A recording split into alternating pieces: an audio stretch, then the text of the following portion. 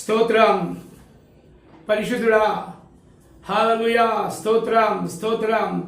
దేవుని నామానికి మరి మహిమ కలుగును గాక. మరి మీ అందరికీ శుభములు. మరి ఆదివారపు పునరుత్థాన దినమునందు మరి మీ అందరికీ శుభములు కలుగును గాక. మరి ఉదయకాల సమయంలో మరి మనము దేవుని యొక్క మాటలు మనం విందాము. మరి వినే ముందు ప్రారంభ ప్రార్థన చేసుకుందాం. ఆ తర్వాత మరి ఒక చిన్న పాట పాడుకుందాం. పాట తర్వాత మరి దేవుని యొక్క వర్తమానం మనం విందాం. హల్లెలూయా. స్తోత్రం. మహాగరుడా, మహోన్నతుడా, పరిశుద్ధుడా, ప్రేమగల తండ్రి, కృపా కనికరములు కలిగిన దేవా, నీ ఘనమైన శ్రేష్టమైన నామానికి వందనాలు, కృతజ్ఞతాస్తుతులు చెల్లిస్తున్నాం. మరి యొక్క పునరుత్థాన దినమునందు ప్రభువా మేమందరము నీ సన్నిధిలో చేరి ప్రభువా మరి నిన్ను స్తుతించుచుండగా, ఆరాధించుచుండగా, ఘనపరచుచుండగా మరి మీరు మా మధ్యలో ఉన్నారని మరి మేము నమ్ముతుంటున్నాం. ఎంత మంచి దేవుడవు, ఎంత గొప్ప దేవుడవు తండ్రి. నీ వంటి నీతిమంతుడు మరొకరు లేరు తండ్రి. అద్వితీయ సత్య దేవుడవైన నిన్ను ప్రభువా, నిన్ను జ్ఞాపకం చేసుకోవడం మాకు ఎంతో ఆశీర్వాదకరం. ఈ దినము ప్రభువా మరి నాయన మరి ఈ యొక్క వర్తమానం వినుచుండగా ఎంతమంది అయితే లైవ్లో ఉండి వింటున్నారో వారందరికీ ప్రభువా నాయన నీ నిండైన మెండైన దీవెనలు కుమ్మరించుమని ప్రార్థిస్తున్నాం. ఎవరెవరు ఏ అవసరాలతో ఉన్నారో, ఏ బాధల్లో ఉన్నారో వారి అక్కరలు తీర్చుమని ప్రార్థిస్తున్నాం. వారి బాధలు తొలగించమని, వారి దుఃఖ దినములు సమాప్తములు చేయమని ప్రార్థన చేస్తున్నాం. ప్రభువా మరి నీ వంటి గొప్ప దేవుడు ఈ లోకంలో లేరని, అన్ని నామముల కన్నా ఉన్నతమైన నామము కలవాడవని ప్రభువా మరి మేము నమ్ముతున్నాము. అలాగే ప్రభువా మరి నీ సువార్తను మేము ప్రకటిస్తున్నాం.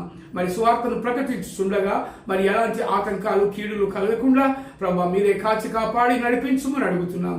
యేసు క్రీస్తు అతి పరిశుద్ధ నామంలో మరి నిన్నే స్తుతిస్తూ ఆరాధిస్తూ ఈ యొక్క ఆదివారపు ఆరాధనను ప్రారంభిస్తున్నాం తండ్రి. Amen, amen, amen. మంచిది. దేవునికి స్తోత్రం. దేవుని నామానికి మహిమ కలుగును గాక. మరి మీ అందరికీ ప్రభు నామంలో మరి వందనాలు తెలియజేస్తూ మరి ఈ యొక్క ఆరాధనను మనం ప్రారంభించుకుందాం. మరి ముందుగా ఒక పాట కూడా పాడుకుందాం. హల్లెలూయా, హల్లెలూయా. స్తోత్రం, స్తోత్రం, స్తోత్రం.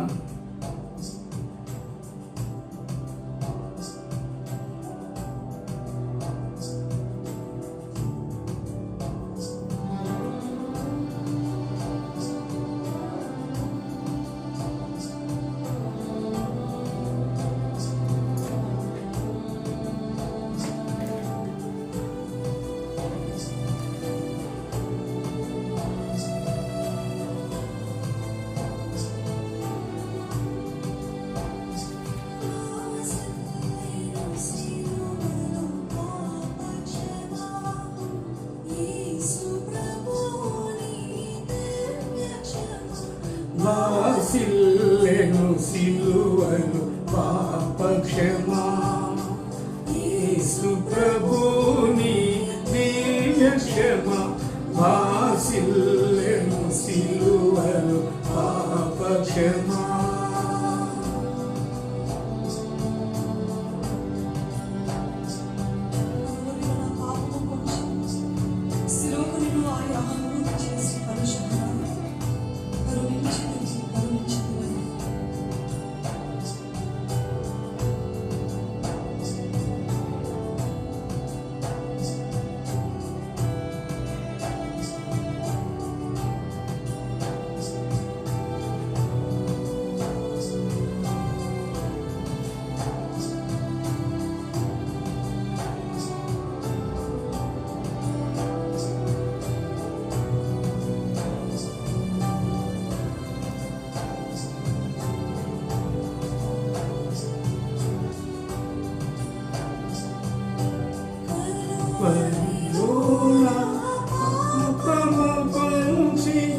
సిలువకు నిన్ను ఆహుతి చేసి,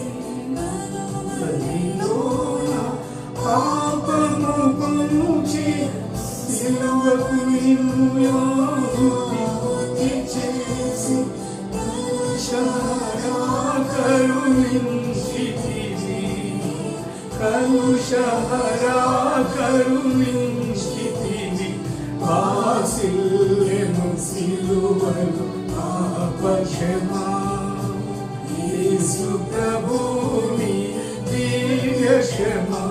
వాసిల్లెను సిలువను పాపక్షమా. సరికొత్త జ్యూస్ ప్రపంచంలో. హల్లెలూయా. మంచిది, దేవునికి స్తోత్రం, దేవుని నామానికి మరి మహిమ కలుగును గాక. ఈ యొక్క ఉదయకాల సమయంలో మరి పరిశుద్ధాత్మ దేవుడు మనందరితో మాట్లాడబోతున్నాడు. మరి ముందుగా దేవుని యొక్క వాక్యాన్ని మనం చూసుకుందాం. యెషయా గ్రంథము 53వ అధ్యాయము. యెషయా గ్రంథము 53వ అధ్యాయము మరి మొదటి నుండి ఒక 5 వచనాలు మనం చదువుకుందాం. మేము తెలియజేసిన సమాచారము ఎవడు నమ్మెను? యెహోవా బాహువు ఎవనికి బయలుపరచబడెను? యెహోవా బాహువు ఎవనికి బయలుపరచబడెను? లేత మొక్కవలను, ఎండిన భూమిలో మొలిపించిన మొక్కవలను అతడు ఆయన ఎదుట పెరిగెను. అతనికి స్వరూపమైనను సొగసైనను లేదు. మనమతని చూచి అపేక్షించున్నట్లుగా అతని అందు స్వరూపము లేదు.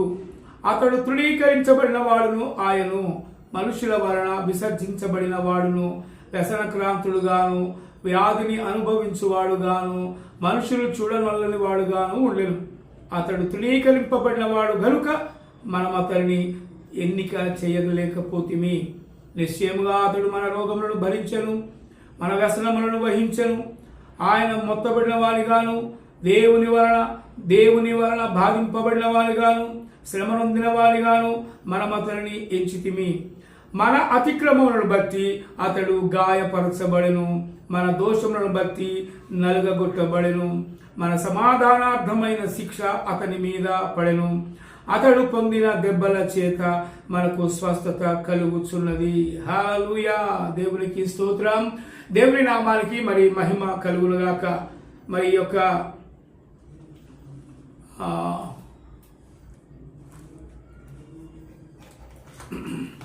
యొక్క ఈ వాక్య భాగంలో మనము చూసినట్లయితే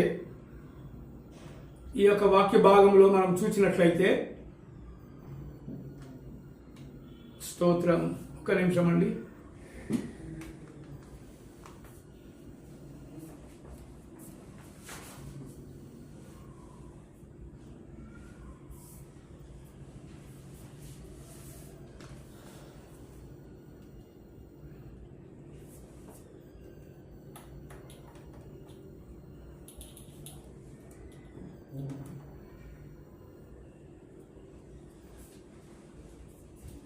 దేవునికి స్తోత్రం, దేవుని నామానికి మరి మహిమ కలుగును గాక. మరి ఈ యొక్క వాక్య భాగంలో మరి యెషయా ప్రవక్త మరి దేవుని గురించిన సమాచారము, ఆయన కుమారుడైన యేసుక్రీస్తు గురించిన సమాచారము, మరి ఆయన ఈ లోకంలో పుట్టకముందే ఎలా పుట్టాడు, ఎవరికి పుడతాడు, ఎప్పుడు పుడతాడు, ఏ గ్రామంలో పుడతాడు, ఆయనకి ఏ పేర్లు పెట్టబడతాయి, ఆయనకి ఎన్ని బిరుదులు ఉన్నాయి అనేది ముందుగానే ప్రవచించినట్టుగా మనం చూస్తున్నాం. హల్లెలూయా. మరి ఇలా ప్రవచించిన ప్రవక్తలలో మరి యెషయా చాలా ప్రాముఖ్యమైన ప్రవక్త. అయితే మరి ఈ లోకంలో ఎంతో మంది జన్మించారు. ఈ లోకంలో మరి ఎంతో మంది మనుషులు దేవుళ్ళుగా పిలువబడుతున్నారు. మరి ఆ పిలువబడుతున్న ఆ దేవుళ్ళ గూర్చి ఇంతకుముందు వాళ్ళు పుట్టక ముందు ఎవరైనా ప్రవచించారా అని ప్రశ్న వేస్తున్నారు. ఎవరైనా ప్రవచించారా? ప్రవచన కావాలి. ఎందుకంటే పలానా టైంలో పలానా ఆయన పుడతాడు, పలానా ఆయనకి ఈ పేరు పెడతారు, సో ఆయన ద్వారా ఈ లోకానికి మరి పాప విమోచన కలుగుతుంది అని ఎవరైనా మరి ప్రవక్తగా ఉండి మరి చెప్పారా? ఆలోచన చేద్దాం మనం. ఎందుకంటే సత్యాన్ని మనం వెలికి తీయాలా, పరిశోధన చేయాలా, పరిశీలించాలా. పరిశీలన లేకుండా ఏ దాన్ని కూడా గుడ్డిగా నమ్మకూడదు అనేది నగ్న సత్యం.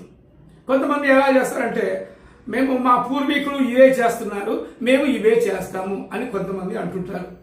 ఇవన్నీ నేను ఎందుకు చెప్తున్నానంటే, ప్రియమైన దేవుని బిడ్డలారా, ఆలోచించండి. మరి ఆలోచన చేసి ఏది సత్యము, ఏది అసత్యము, ఏది నిజము, ఏది అబద్ధము అనేది తెలుసుకోమని మరి మిమ్మల్ని ప్రభువు నామంలో బ్రతిమాలి అడుగుతున్నా. ఎందుకంటే నిజం అనేది తెలుసుకోవాలి, అది మనిషి యొక్క బాధ్యత. మనిషి యొక్క బాధ్యత అది. నిజాన్ని తెలుసుకోవడం బాధ్యత, సత్యాన్ని తెలుసుకోవడం బాధ్యత, సత్యాన్ని అనుసరించడం బాధ్యత. అంతే. ఎవరైనా సత్యాన్ని అనుసరించకుండా తన ఇష్టానుసారంగా తిరిగితే వాని జీవితానికి వాడే ఉత్తరవాది అవుతాడు. ఎంత చెప్పినా వినకపోతే వాని జీవితము మరి వానికి వాడే ఉత్తరవాది అవుతాడని దేవుని యొక్క వాక్యం సెలవిస్తుంది.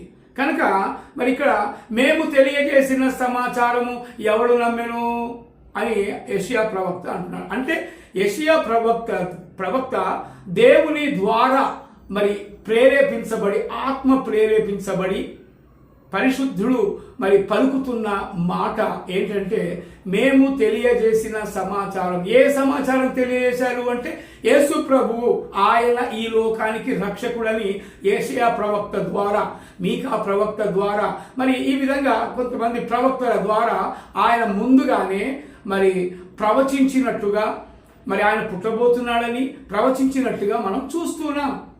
అందుకే ఇక్కడ అంటాడు, మేము తెలియజేసిన సమాచారం ఎవరు నమ్మెను అంటే, ఎవరు నమ్మట్లేదు. నమ్మకపోతే అది వాళ్ళ ఇష్టం, అది వాళ్ళ యొక్క దాన్ని ఏమంటారంటే తన ఇష్టానికి వదిలేయాలి.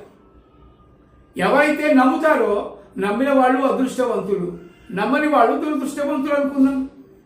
నమ్మిన వాళ్ళు జ్ఞానవంతులు అనుకుందాం, నమ్మని వాళ్ళు మూర్ఖులు అనుకుందాం. అంతే, ఏ ప్రాబ్లం ఏం లేదు దీంట్లో. సో కాబట్టి యెషయా ప్రవక్త ఆనాడు మేము తెలియజేసిన సమాచారము ఎవడు నమ్మెను అంటున్నాడు. అలాగే మరి ఇక్కడ ఏమంటున్నట్టే, యెహోవా బాహువు ఎవనికి బయలుపరచబడెను. యెహోవా బాహువు, యెహోవా అని ఇక్కడ పేరు పెట్టి పిలుస్తున్నాడు. అంటే దేవునికి ఒక పేరు ఉంది, ఆ పేరే యెహోవా అని అంటారు. యెహోవా, యెహోవా అనే పేరు ఆయనకి ఎవరు పెట్టలేదు. ఆయనకు ఆయన పెట్టుకోగలడు, ఆయనకు ఆయన సృష్టించగలడు, ఆయనకు ఆయన ప్రాణం తీసుకోగలడు, ఆయనకు ఆయన ప్రాణము పోసుకోగలడు. ఎందుకంటే సర్వ అధికారాలు ఆయనలో గుప్తములై ఉన్నవి. హల్లెలూయా.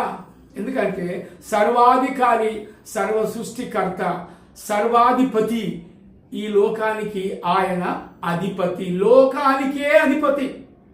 ప్రజాపతి కూడా కాదు, లోకానికే అధిపతి. అనగా మరి ఈ లోకంలో ఎన్ని దేశాలు ఉన్నాయో, ఎన్ని రకాల ప్రజలు ఉన్నారో అన్ని ప్రజలకు కూడా ఆయన అధిపతిగా, అనగా రాజుగా, అనగా దేవుడుగా ఉన్నాడని వాక్యం ద్వారా మనకు బయలుపరచబడుతుంది. ప్రియమైన దేవుని బిడ్డలారా, ఆలోచన చేద్దాం. అందుకే మేము తెలియజేసిన సమాచారము ఎవడు నమ్మెను అంటే, మరి కొత్త నిబంధన గ్రంథంలో మనం చూసినట్లయితే ఒక మాట మనం చూస్తున్నాం. ఏమంటే, జీవవాక్యమును గూర్చి మేము ఏది వింటిమో, చెవులార ఏది వింటిమో, మా కనులార ఏది చూచితిమో, చేతులార ఏది తాకెనో దానినే మేము మీకు తెలియజేస్తున్నాం. హల్లెలూయా. ఎందుకంటే వాళ్ళు ఏది చూచారో అదే రాస్తారు, అదే రాశారు ఇక్కడ. అంతేగాని అది మనుషులు రాసిందే కదా అని కొంతమంది తేలికగా తీసిపడేస్తారు. మనుషులు రాసింది అంటే చేవ్రాతగా రాయవచ్చు, కానీ ప్రేరేపితమైన దేవుని ఆత్మ చేత ప్రేరేపించబడి రాయబడిన ఈ జీవ వాక్యము, అది దేవుని ద్వారా పంపబడిన వాక్యము, అందించబడిన వాక్యము, తెలియపరచబడిన సమాచారము. ఆ సమాచారము వాళ్ళు తెలియపరుస్తున్నప్పుడు మీరు నమ్మకపోతే అది మీ ఇష్టం. అందుకే అంటున్నాడు ఇక్కడ, యెహోవా బాహువు ఎవరికి బయలుపరచబడను. అతడు అనగా యేసుక్రీస్తు, అతడు ఆయన ఎదుట అనగా యెహోవా ఎదుట. మరి ఇదేంటండి, అతడు అంటాడు, ఆయన అంటాడు, మరి ముగ్గురా అని ప్రశ్నలు వేస్తారు. ముగ్గురా అంటారు. ముగ్గురు కాదు, ఏకములోనే 3 అని ఉంది. అనగా తండ్రి కుమారుడుగా ఉన్నాడు, కుమారుడు పరిశుద్ధాత్మగా ఇక్కడ సంచరిస్తూ ఉన్నాడు. అందుకే మొదట ఆదికాండము నుండి మరి పాత నిబంధన గ్రంథంలో అన్ని చూసినట్లయితే ఆయన తండ్రిగా ఉన్నట్టుగా మనం చూస్తున్నాం.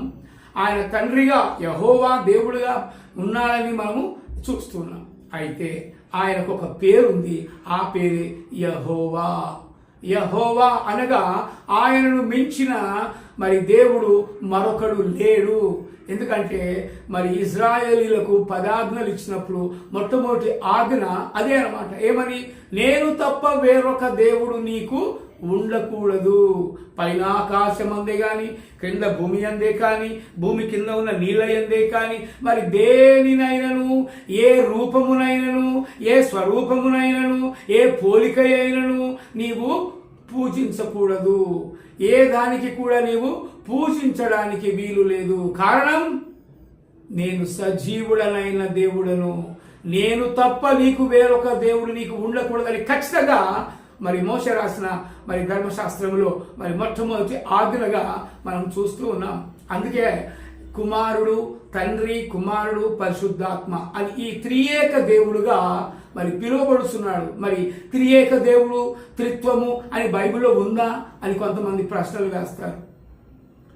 అయితే ఆ పదాలు లేకపోయినా వాటి భావాలు వ్యక్తపరుస్తున్నాం ఇక్కడ. ఎందుకంటే ఆయన బయలుపరుచుకుంటున్నాడు, ఆయన కనపరుచుకుంటున్నాడు. అది మనం గ్రహించాలి. అంతేగాని అది ఉందా, ఆ పదం ఉందా, త్రిత్వం అనేది ఉందా అని ఇలాంటి మరి ఆ ప్రశ్నలు అంటే మూర్ఖపు ప్రశ్నలు అని నేను అంటాను.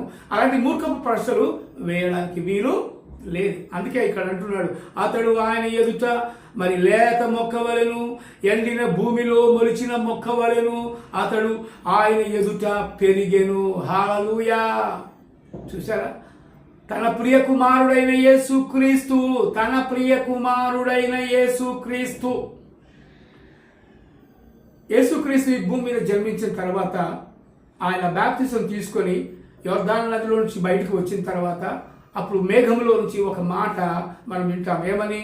ఈయన నా ప్రియ కుమారుడు, ఈయన యందు నేను ఆనందించుచున్నాను అంటాడు. హల్లెలూయా. ఎంత చక్కటి మాట అండి. పరలోకములో నుండి ఒక మేఘములో నుండి అలాంటి ధ్వని, అలాంటి మాటలు వినబడుతున్నాయంటే ఇది దైవ కార్యమే కానీ మరొకటి కాదు. ఎందుకంటే దేవుడు మాట్లాడే దేవుడు సజీవుడైన వాడు. ఆయన ప్రియ కుమారుణ్ణి ఈ లోకంలోనికి ఎందుకు పంపించవలసి వచ్చింది కదా? దేవుడే సాక్షాత్తు మానవుడై ఈ లోకానికి వచ్చాడు. దేవుడే సాక్షాత్తు మానవుడై ఈ లోకానికి వచ్చాడు. కానీ ఈ లోకంలో ఉన్న కొంతమంది ఏమంటారంటే, మేమే దేవుళ్ళము, మాకు మించిన వాళ్ళు లేరు, మేము చెప్పినట్టే మీరంతా వినాలి అని విర్రవీగుతూ ఉంటారు. ఎందుకంటే బుర్ర లేదు కాబట్టి విర్రవీగుతూ ఉంటారు. మూర్ఖపు మాటలు మాట్లాడుతూ ఉంటారు కొంతమంది. ఎందుకంటే దేవుడు సాక్షాత్తు దేవుడే మానవుడై వచ్చాడు. ఆ వచ్చినవాడు ఆయన ఈ లోకానికి రక్షకుడుగా వచ్చాడు. అంతే. దేవుడు అంటే ఒక్కడే, వేరే వాళ్ళు లేరు. 3 కోట్ల మంది దేవుడు లేరు, 33 కోట్ల మంది దేవుడు లేరు. దేవుడు అనేవాడు ఎప్పుడు కూడా ఒక్కడే ఒక్కడే ఒక్కడే ఒక్కడే ఒక్కడే. అంటే డే అంటే ఇంగ్లీష్లో డే అంటే దినము. ఆ దినములను సృష్టించిన వాడు కూడా ఒక్కడే. హల్లెలూయా. ఎంత చక్కటి మాటలండి. మరి ఈ దినములను సృష్టించిన వాడు, కలుగజేసిన వాడు, భూమిని, ఆకాశము, నక్షత్రములను, సూర్యచంద్ర నక్షత్రాలను, ఇవన్నిటిని మరి అంతరిక్షంలో ఉన్న ప్రతి ఒక్కటి కూడా కలుగజేసింది దేవుడు మాత్రమే. హల్లెలూయా. ఈ భూమి మీద అంతరిక్షములో మరి కలిగి ఉన్నది ఏదియు ఆయన లేకుండా కలగలేదని ఆది కాండంలో మనం చూస్తుంటాం. ఇవన్నీ మనం రెఫరెన్స్ చూడడం అవసరం లేదు, ఎందుకంటే జ్ఞాపకం చేస్తున్నాను. సర్వ సృష్టికర్త సృష్టించిన వాడు ఆయన ఈ భూమిని, ఆకాశములను సృష్టించాడు. ఆయన ఈ భూమికి పునాదులు వేసినట్టుగా కూడా చూస్తున్నాం మనం. ప్రియమైన దేవుని బిడ్డలారా, ఆలోచన చేయండి. మరి అలాంటి దేవుడు, అన్ని నామముల కన్నా ఉన్నతమైన నామము కలిగిన దేవుడు తన ప్రియ కుమారుడైన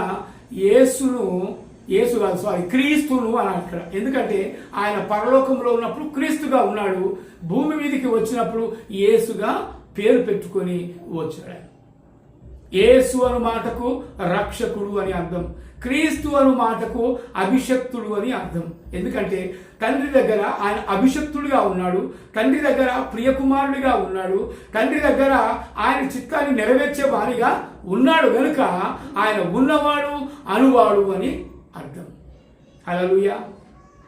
అయితే ప్రియమైన దేవుని బిడ్డలారా, ఆలోచన చేద్దాం. మరి ఆయన ఎందుకు ఈ భూమి మీదకి వచ్చాడంటే 5వ వచనంలో మన అతిక్రమములను బట్టి అతడు గాయపరచబడెను. అంటగా మన అతిక్రమములను బట్టి, మన దోషములను బట్టి, మన పాపములను బట్టి, మనము చేసిన దుష్ట క్రియలను బట్టి, మనము ఆలోచించిన దుష్ట తలంపులను బట్టి ఆయన ఈ లోకానికి రావాల్సి వచ్చింది. హల్లెలూయా! ఎంత మంచి దేవుడు అండి. నిన్ను నన్ను ప్రేమించి నీ కొరకు నా కొరకు ఆయన తన మహిమ శరీరమును అనగా మహిమ శరీరమును వదిలిపెట్టి ఒక మానవుడిగా ఈ లోకములోకి జన్మించాలి అంటే మరి ఆయన పరిశుద్ధుడు కాబట్టి పరిశుద్ధుడిగా జన్మించాలి. కాబట్టే కన్య మరియను ఆయన ఎంచుకున్నట్టుగా మనం చూస్తున్నాం. కానీ మరియా యొక్క రక్తము యేసు క్రీస్తులో కలవలేదు. ఎందుకంటే ఆయన పరిశుద్ధాత్ముని ద్వారా ఆయన గర్భము ధరించింది మరియమ్మ. అంతేకాని కొంతమంది మరి వ్యతిరేకులు, క్రీస్తు వ్యతిరేకులు మరి దుర్మార్గపు మాటలు మాట్లాడతారు. యేసుకు తండ్రి ఎవరు? పరిశుద్ధుడా, లేకపోతే యెహోవా దేవుడా, పరిశుద్ధాత్మనా, మరి ఎవరు అని ఇలాంటి ఏదో ప్రశ్నలు వేస్తుంటారు. ప్రియమైన దేవుని బిడ్డలారా, అది కాదండి. ప్రశ్నలు వేయాల్సిన అవసరం లేదు. ఇక్కడ దేవుణ్ణి ప్రశ్నించేంత వాడివా నీవు? దేవునికే క్వశ్చన్ వేసేవాడివా నీవు? మరి నీ తండ్రికి నువ్వు క్వశ్చన్ వేస్తావా, నన్ను ఎందుకు పుట్టించావని? తప్పు అది. ఎందుకంటే దేవుణ్ణి ప్రశ్నించడానికి మనకు అధికారము లేదు.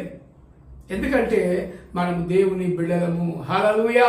అందుకే అంటున్నాడు ఇక్కడ, ఏమంటున్నట్టే మన అతిక్రమములను బట్టి, మన దోషములను బట్టి, మన పాపములను బట్టి ఆయన ఈ లోకానికి నరుడిగా జన్మించాడు, ఒక పరిశుద్ధుడిగా జన్మించాడు. ఆయన రక్తంలో ఏమాత్రము పాపము లేదు. అందుకే అంటాడు, ఆయన బ్రతికి ఉన్నప్పుడే యేసు ప్రభు అంటాడు, నాలో పాపం ఉన్నదని మీలో ఎవరైనా స్థాపించగలరా లేక నిరూపించగలరా అని సవాలు ఆనాడే విసిరారు. ఆనాటి నుండి అనగా క్రీస్తు శకము 33 సంవత్సరములో నుండి ఇప్పటి వరకు కూడా ఎవ్వరు కూడా ఆయనలో పాపము ఉన్నదని వేలెత్తి చూపలేకపోయారు. కారణం ఆయన పరిశుద్ధుడు, కారణం ఆయన నీతిమంతుడు, కారణం ఆయన యథార్థవంతుడు. అలాంటి యథార్థవంతుడు, అలాంటి నీతిమంతుడు, అలాంటి పరిశుద్ధుడు అన్న బిరుదులు కలిగిన వాడు మరొకడు లేడు అని ఈ పరిశుద్ధ గ్రంథము తెలియపరుస్తుంది. హల్లెలూయా! అందుకే ఇది నల్లట్ట పుస్తకము అని అంటారు కొంతమంది. బైబిలులో ఉన్న దేవుడు యెహోవా కాబట్టి బైబిల్ దేవుడు అని కూడా పేరు పెడుతున్నారు. బైబిల్లో దేవుడు ఉన్నాడండి. మీరే చెప్తున్నారుగా బైబిల్ దేవుడు అని. బైబిల్లో ఉన్న దేవుడు దేవుడే, మరొకరు కాదు. ఆయన పేరే యెహోవా. ఆయన తన ప్రియ కుమారుణ్ణి ఈ లోకములోకి మరి పంపించాడంటే నీ కొరకు, నా కొరకు, మనందరి కొరకు. కారణం నీవు నేను అందరము దారి తొలగి బొత్తిగా చెడిపోయి ఉన్నవారు. చెడు తలంపుల చేత చెడిపోయి ఉన్నాం, దుష్ట తలంపుల చేత చెడిపోయి ఉన్నాం. పాపము చేస్తున్నాం, అబద్ధాలు మాట్లాడుతున్నాం, వ్యభిచారం చేస్తున్నాం, దొంగతనం చేస్తున్నాం, సైబర్ నేరాలు చేస్తున్నాం, మోసాలు చేస్తున్నాం, ఎన్నెన్నో దుష్ట కార్యాలు చేస్తున్నాం, చేయరాని పనులు చేస్తున్నాము. కనుకనే ఆయన ఈ లోకానికి నరుడిగా జన్మించవలసి వచ్చింది. హల్లెలూయా! మరి అలా నీ కొరకు నా కొరకు జన్మించి తన ప్రాణాన్ని అర్పించి తన పవిత్రమైన రక్తాన్ని చిందించి పాప క్షమాపణ కలిగించిన దేవుడు ఎవరైనా చూపించగలరా? ఇది ఆలోచన చేద్దామండి. అంతేగాని యేసు క్రీస్తు అనగానే ఫారిన్ దేవుడు, ఆయన మన దేశపు దేవుడు కాదు అని మూర్ఖంగా మాట్లాడతారు. ప్రియమైన దేవుని బిడ్డలారా, ఆలోచన చేయండి. దేశానికి ఒక దేవుడు ఉండడు, కులానికి ఒక దేవుడు ఉండడు, మతానికి ఒక దేవుడు ఉండడు. అసలు దేవుడికి కులము లేదు, మతము లేదు, ప్రాంతము లేదు, దేశము లేదు. ఆయన సర్వ దేశాలను సృష్టించిన వాడు ఆయనే. ఆయనకి ఎందుకండి ఒక ప్రాంతాన్ని ఆపాదిస్తారు? ఆయనకి ఎందుకండి ఒక కులాన్ని ఆపాదిస్తారు? దేవుడికి కులం లేదు, దేవుడికి మతము లేదు.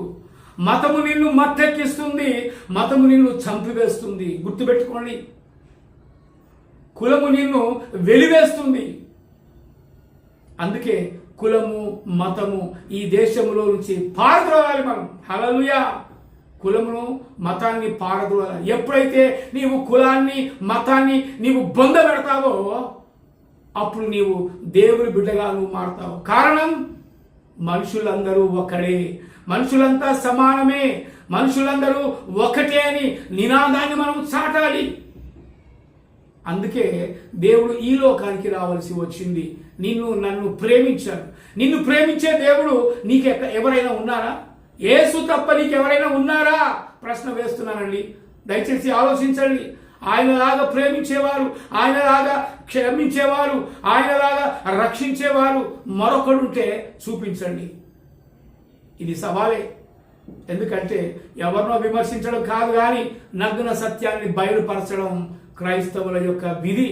ఎందుకంటే దేవుడు చెప్పాడు, సర్వలోకములకు వెళ్ళి మీరు సర్వ సృష్టికి సువార్తను ప్రకటించుడి, మంచి వార్తను ప్రకటించుడి అని చెప్పి అంటున్నాడు. సో కాబట్టి ఆ మంచి వార్త, ఆ సువార్త యేసుక్రీస్తు ఈ లోకానికి నీ కొరకు నా కొరకు జన్మించాడని చెప్పడమే సువార్త. నమ్మి బాప్తిసం పొందువాడే దేవుని బిడ్డ అవుతాడు.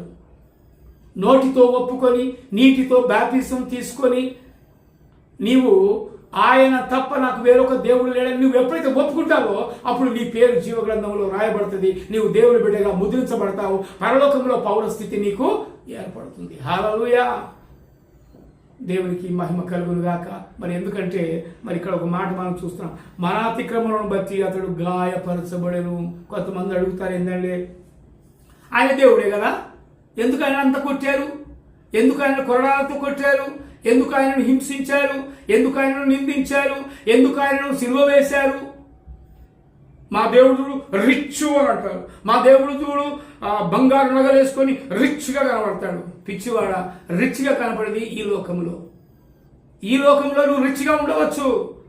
ఒకనొక దినమున నీవు మరణించినప్పుడు నువ్వు సంపాదించినంత ఏమవుతుంది, నువ్వు మెడలో హారాలుగా ధరించిన బంగారపు నగలన్నీ ఏమవుతాయో ఒక్కసారి ఆలోచించావా? చిన్నప్పుడు నేను ఒక 6వ తరగతిలో ఒక లెసన్ చదివాను తెలుగులో. పిసినారి ఒకడు పసడి మూట దాచెను అని చెప్పి ఒక లెసన్ చిన్నప్పుడు, మరి మీరు కూడా చదివే ఉంటారు. ఎప్పుడంటే ఇది దాదాపు 75-76 ఆ ప్రాంతంలో, 75-76 ప్రాంతంలో తెలుగు వాచకంలో చదివాం.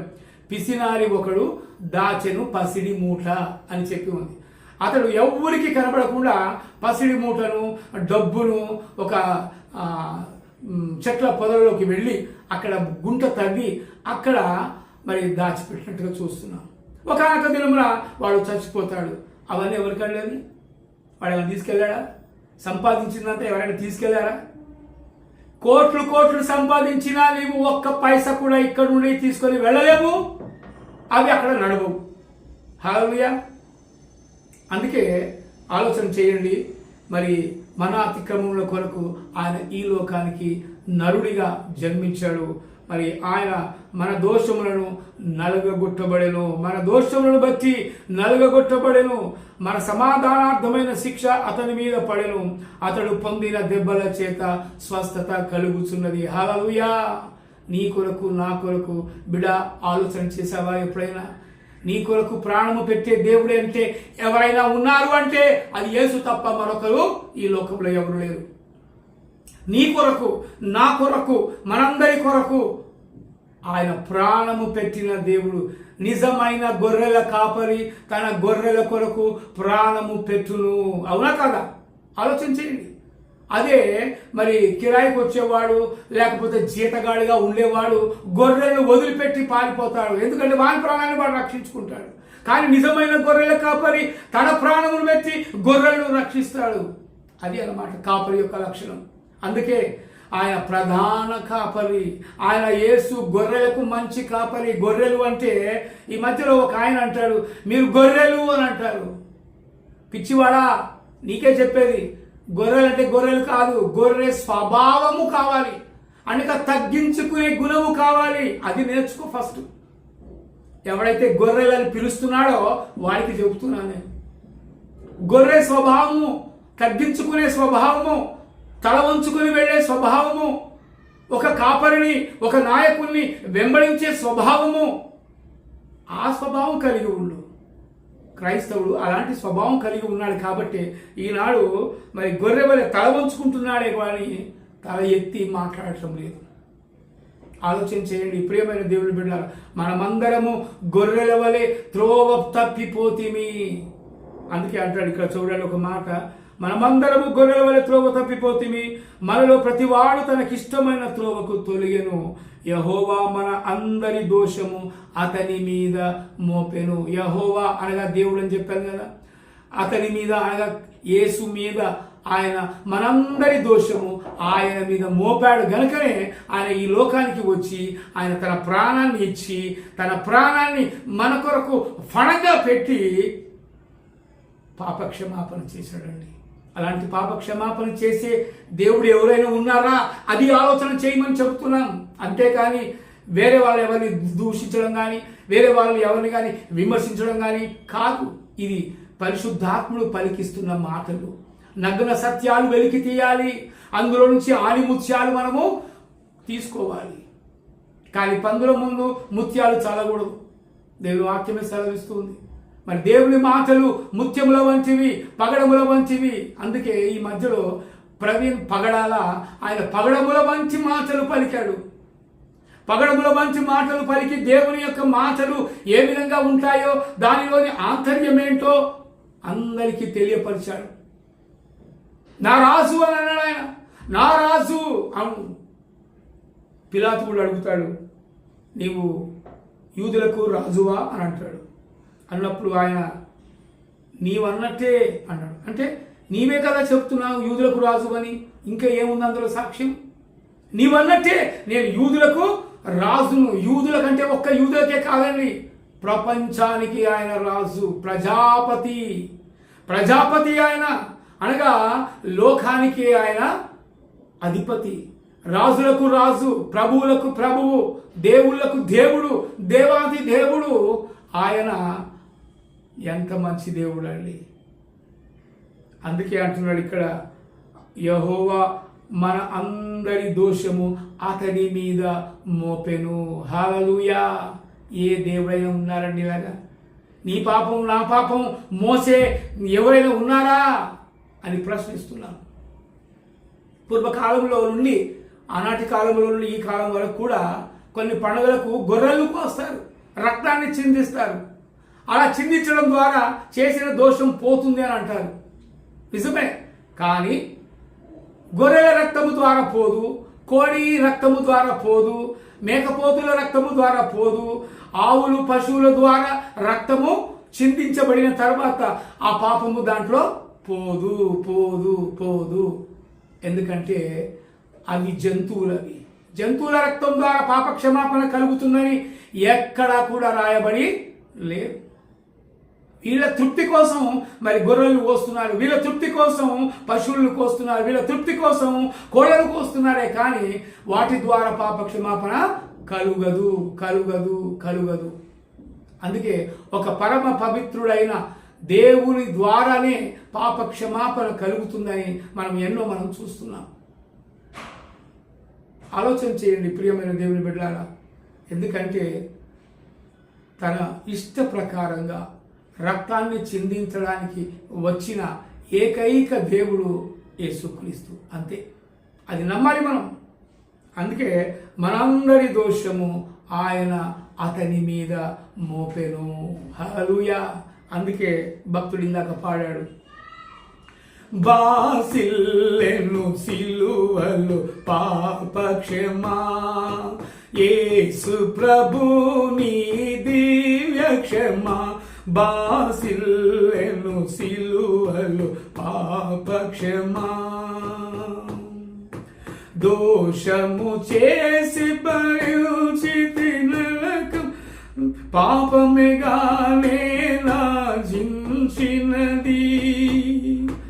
ఎందులకో నాపై ప్రేమ అందదయా స్వామి నామదికి, అందులకే భయముంది తిని, అందులకే భయముంది తిని, బాసిల్లెను సిలువలు పాప క్షమా. హల్లెలూయా. బాసిల్లెను సిలువలో పాప క్షమ. ఆ పాప క్షమాపణ ఆ సిలువలో మరి బాసిల్లింది. అందుకే యేసు రక్తము ప్రతి పాపము నుండి మనల్ని పవిత్రులుగా చేయును. హల్లెలూయా. అందుకేనండి యేసు ప్రభువుని నమ్మాలి. నీ పాపం నా పాపం తుడిచివేసే ఏకైక దేవుడు యేసు ప్రభు తప్ప మరొకడు ఈ లోకంలో లేడు. అందుకే మేము తెలియజేసిన సమాచారం ఎవడు నమ్మను అంటే ఈ సమాచారమే మేము తెలియపరుస్తున్నాము. నమ్మిన వానికి రక్షణ, నమ్మని వానికి నరకం. అంతే. ఆలోచన చేయండి. నీవు నమ్మాలి, బాప్తిసం పొందాలి. అందుకే నీవు ఈ మాటలు ఇప్పుడు వింటున్నావు. ఇవి నేను కాదు మాట్లాడేది, దేవుడు నీతో మాట్లాడుతున్న మాట. ఆలోచన చేయండి. పరిశుద్ధాత్ముడు పలుకుతున్నప్పుడు ఆత్మ చెవులు గలవాడు వినుగాక. ఆత్మకు కూడా చెవులుంటాయి, ఆత్మకు కళ్ళుంటాయి, ఆత్మకు నోరు ఉంటుంది. ఆత్మ ఆత్మ ఆత్మ. ఈ ఆత్మ దేవుడు ఎప్పుడైతే ఈ మట్టి బొమ్మలో ఆయన జీవవాయువును ఉఫ్ అని ఊదగా అది జీవాత్మ అయిపోయింది. ఈ జీవాత్మ బ్రతికినంత కాలము జీవాత్మగా ఉంటుంది.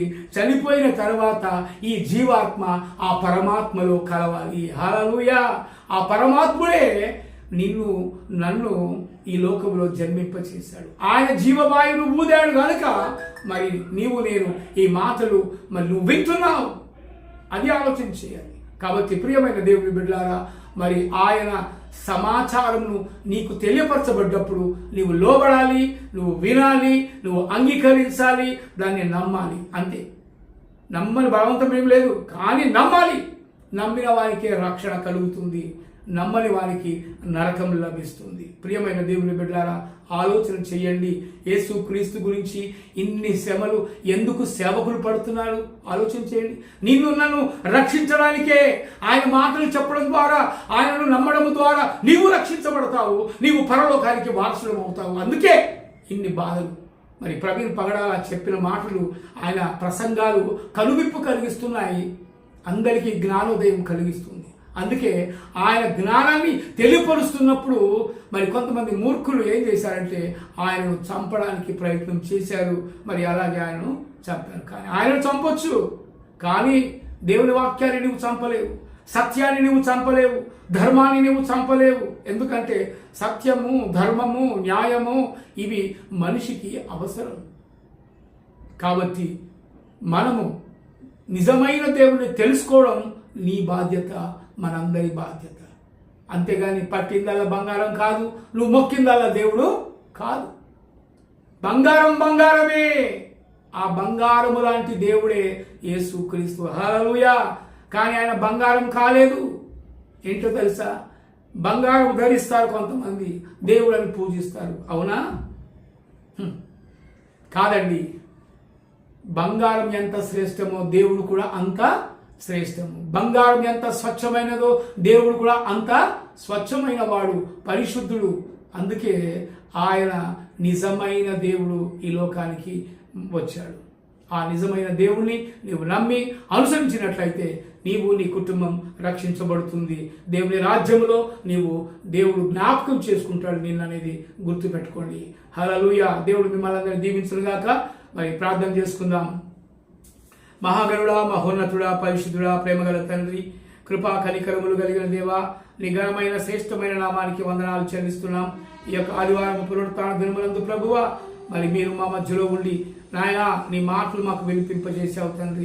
మా అతిక్రమములను బట్టి, మా దోషములను బట్టి నీవు నలుగగొట్టబడ్డావు నాయన. మా అతిక్రమములను బట్టి ప్రభువా నువ్వు శిక్షించబడ్డావు. మా కొరకు నీవు రక్తాన్ని చిందించిన ఏకైక దేవుడవు నీవు ఒక్కడవే. అదే నమ్ముతున్నాము, అదే మేము అనుసరిస్తున్నాము తండ్రి. ఆయన ఈ వాక్యము విన్న ప్రతి ఒక్క బిడ్డను మీరు దీవించండి, ఆశీర్వదించండి, మార్పు కలిగించండి, పరివర్తన కలిగించండి, పరమార్థము లభింప చేయండి. ఎందుకంటే పరలోకమే మా పరమార్థము, నిన్ను నమ్ముటయే మాకు ధన్యము. కాబట్టి అలాంటి గొప్ప ధన్యత ప్రతి ఒక్కరికి, ఈ మాటలు విన్న ప్రతి ఒక్కరికి ప్రభువా మీరు అనుగ్రహించమని అడుగుతున్నాం. ఎవరైనా బాగలేకపోతే ప్రభువా ఈ రాత్రి కాలంలో ప్రభువా నీవు ముట్టండి, నీవు స్వస్థపరచండి, సహాయం చేయండి ప్రభువా. బాధలలో నుంచి, దుఃఖములో నుంచి, శ్రమలలో నుంచి, సమస్యల్లో నుంచి వారందరినీ విడుదల కలిగించమని అడుగుతున్నాం. యేసురాజా నీకే మహిమ, ఘనత, ప్రభావాలు ఆరోపిస్తూ మా కొరకు తిరిగి రానయ్యున్న నజరేయుడైన యేసుక్రీస్తు అతి పరిశుద్ధ నామములో ప్రార్థిస్తూ మేలులన్నీ పొందుకొని ఉన్నాము తండ్రి. Amen amen amen. తండ్రి కుమార శుద్ధాత్మకును దగు స్తుతి మహిమలు కల్గుగాక ఆదిని ఇప్పుడు ఎల్లప్పుడు నైనట్లు యుగములనౌన్ ఆమేన్. తండ్రి కుమార శుద్ధాత్మకును దగు స్తుతి మహిమలు కల్గుగాక ఆమేన్. మన పరమ తండ్రి అయిన దేవుని నుండి ఆయన కుమారుడైన యేసుక్రీస్తు నుండి పరిశుద్ధాత్ముని అన్యోన్య సహవాసము కృప కనికరములు శాంతి సమాధానములు ఇప్పుడును ఎల్లప్పుడూ సార్వత్రిక సంఘానికి వాక్యము విన్న ప్రతి ఒక్క బిడ్డలకును వారి కుటుంబాలకు కలుగునుగాక ఆమేన్ ఆమేన్ ఆమేన్. థ్యాంక్ యూ వెరీ మచ్ అండి. Praise the lord. దేవుడు మిమ్మల్ని అందరినీ దీవించునుగాక. ఆమేన్ ఆమేన్ ఆమేన్.